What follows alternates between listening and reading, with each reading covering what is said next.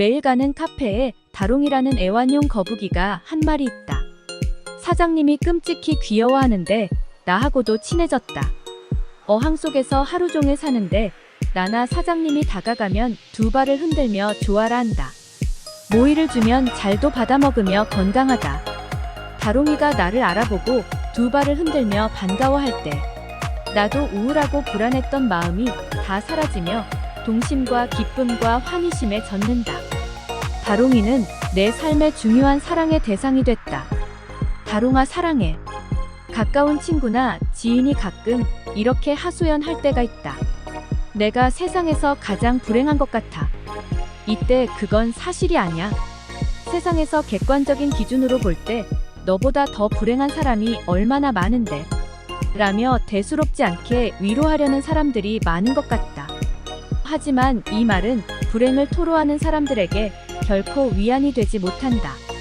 행복과 불행은 객관적 기준이나 환경, 조건에 따라 결정되는 것이 아니기 때문이다.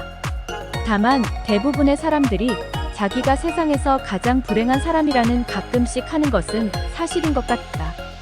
그런 생각에 고착되면 정말로 불행한 사람이 되지만 자신의 일을 갖고 있고 친구가 있고 현실적으로 사랑하는 이성이 있고 나아가 조그맣게 남아 세상을 발전시키려는 사명감을 갖고 살 때 삶을 긍정적으로 보게 되고 불행하다는 감정을 멀리하며 자신만의 나름 평범한 행복을 느끼며 살게 되는 것 같다.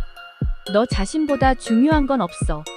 내가 가진 이념, 종교, 윤리, 상식, 사상이 위대한 건 알아. 하지만 그런 것들로 인해 내가 힘들어진다면 단 한 시간만이라도 그 짐을 내려놓아. 어떤 미덕이라 할지라도 그것이 너를 옥죄인다면 그것은 더 이상 미덕이 되지 못해. 꼭 알아둬. 가장 소중한 것은 있는 그대로의 내 모습이란 것을. 어떤 것들도 너의 본 모습 위에 군림하게 하지 못하게 할 것. 망하는 조직은 우두머리가 독선적이며 자신의 마음에 안 들면 조직 내 소외된 자, 약한 자들을 외면하고 도태시킨다. 반면 흥하는 조직은 조직의 장이 강한 리더십을 갖고 조직 내 소외되고 약한 구성원들일수록 따뜻한 마음으로 배려하고 챙겨준다. 이것이 망하는 조직과 흥하는 조직의 가장 큰 차이점이다. 삶에 어떤 커다란 목표나 희망을 갖고 산다면 좋겠지. 세상을 선이 지배하는 곳으로 만들겠다는 위대한 사명감을 갖고 사는 것도 좋아. 아니면 그저 일상의 소소한 행복을 느끼며 살고 싶다는 것도 훌륭한 생각이야. 하지만 나의 바람과는 달리 무시무시한 양육강식의 원리와 악인들이 지배하는 이 세상을 살아간다는 것이 만만치는 않아. 어떤 사람들은 삶을 살아가는 이유에 대해 죽지 못해 산다고 이야기해.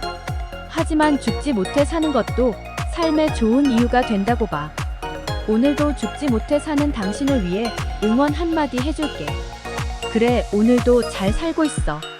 삶을 포기하지 않는 그대, 너무나 멋져. 오해와 진실. 어떤 사람이 긴급히 상담할 건이 있어 지역의 덕망 있는 유지에게 찾아가 이야기를 토로했다. 그 지역가는 검은 안경을 쓰고 손을 뒷머리에 대고 한참 동안 그 사람의 이야기를 진지하게 들어주는 것이었다. 상담을 의뢰한 사람은 자기의 고민과 이야기를 정성스레 들어주는 그 지역 유지가 너무나 고마웠다. 그런데 그 지역 유지는 이렇게 말하는 것이었다. 지금 무슨 말씀하셨죠? 제가 뒷골이 너무 아파서요. 고민은 다른 전문가를 소개해드릴 테니 그분을 찾아가세요. 어떤 사람이 동네 아는 친구와 대화를 나누고 있었는데 너무나 웃긴 얘기가 있어 그 얘기를 친구에게 해주었다. 그랬더니 친구가 얘기가 매우 재미있다는 듯 박장대소를 하는 것이었다. 그 사람은 친구가 자신의 유머를 알아줬다는 생각에 신이 났다. 그 사람이 그 내용에 대해 더 이야기를 하려고 하자 친구는 이렇게 말했다. 너 지금 무슨 얘기했지? 난 내가 무슨 얘기 했는지 몰라. 내가 지금 웃은 것은 내가 정신병이 있는데 환청환시가 나를 즐겁게 해주어서 혼자서 웃었을 뿐이야. 어떤 사람이 아는 사람의 집을 방문하게 되었다. 그런데 집안의 정리정돈과 청결 상태가 완벽해서 기분이 좋아지고 놀라웠다.